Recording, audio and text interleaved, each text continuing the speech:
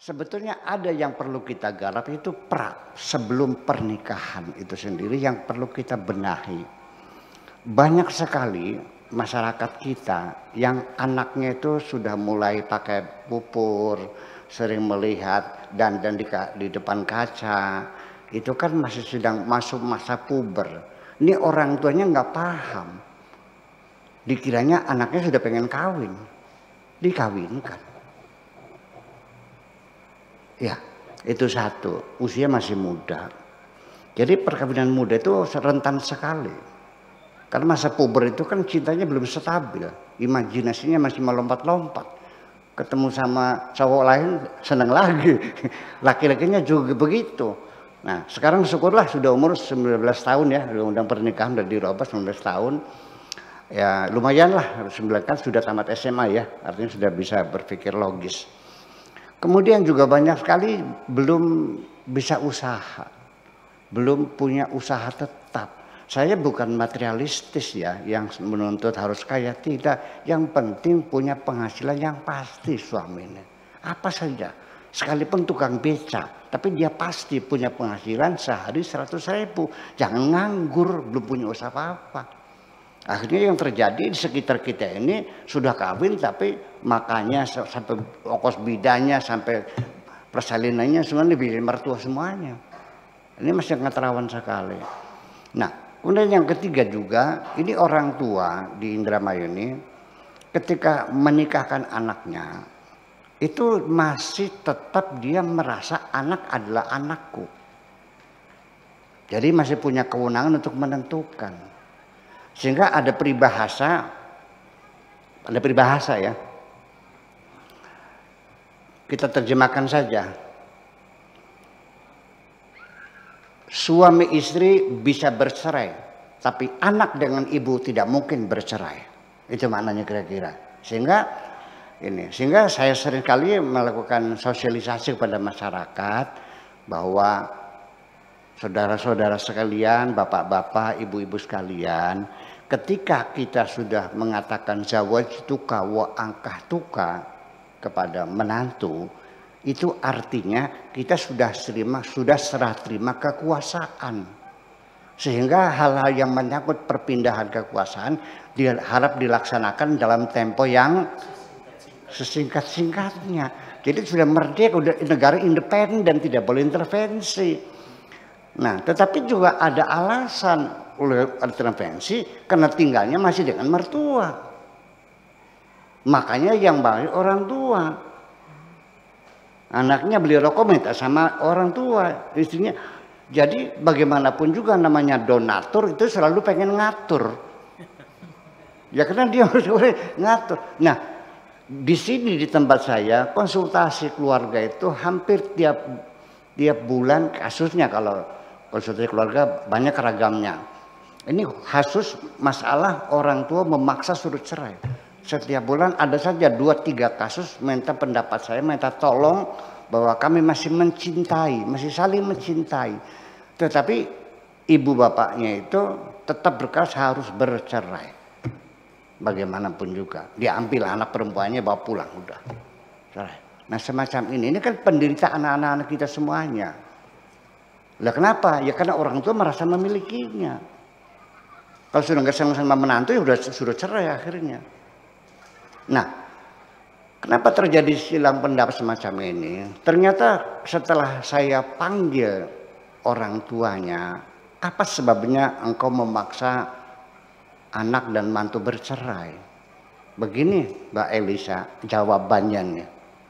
Tuh lihat, anaknya Mang Dirga ya. Baru 6 bulan sudah gelang keroncong sampai sikut. Giwangnya sudah 4 karat. Mobilnya sudah mewah. Itu si kunyuk gitu, nanti bilangnya si kunyuk gitu. Ya, menikahi anak saya 6 tahun. Gelang keroncong satu pun nggak ada sama sekali. Berarti materialistis. Orang tuh yang materialistis melihat ketika anaknya kaya berarti rumah tangganya sukses. Mereka tidak mengerti kebahagiaan itu. Jadi kita masih sangat jauh sekali. Masih jauh sekali perjalanan kita. kita menuju 1000 kilometer sekarang ini, saya baru selangkah majunya nih. Ya, mereka tidak mengerti kebahagiaan itu juga hanya kalau uangnya banyak bahagia. Semacam itu. Jadi artinya bahwa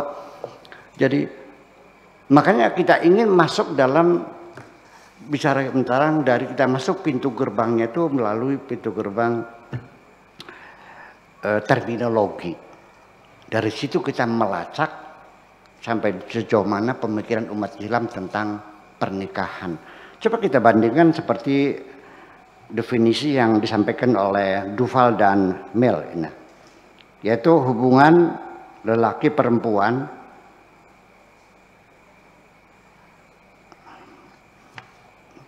ya.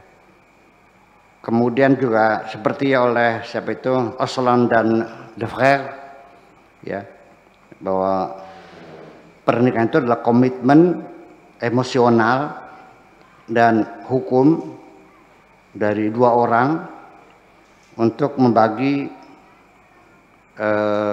percintaan dan emosional dan hubungan fisik, dan banyak definisi-definisi yang saya tulisannya nggak bisa baca sendiri. Banyak definisi itu kan definisi sekarang modern tentang persepsi tentang perkawinan. Tapi kalau ketika kita bicara literatur lama itu ya tidak lebih masalahnya hubungannya masalah hubungan ya kebutuhan biologis itu. Ya.